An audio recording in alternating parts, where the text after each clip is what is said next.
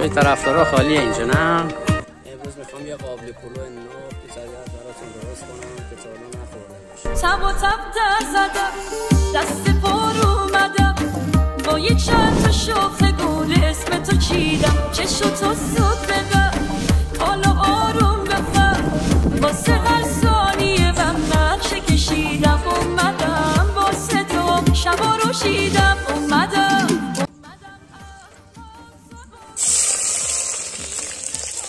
لیپولو امروز درست کنیم تو دل طبیعت به سبک جدید. گوشت قلبگاه امروز داریم براتون، قلبگاه گوسفندی.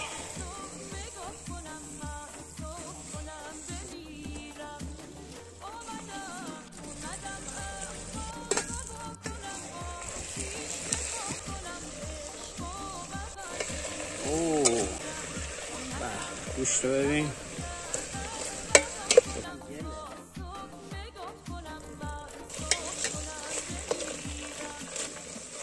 استکان آب میریزیم میذاریم میریزیم.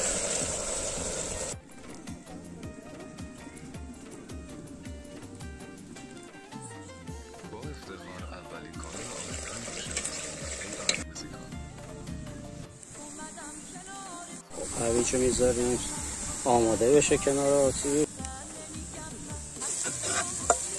میذاریم کشمش آب جوش اومدنش میجوشه. خوب نه؟ یه ذره زعفرون هم بریزیم کفش، یه ذره آب گوشت هم بریزیم کفش. اوکی.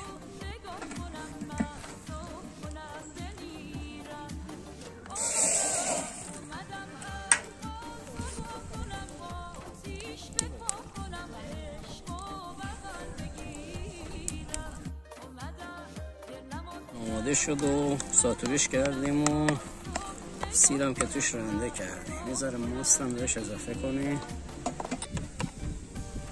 بفرمایید.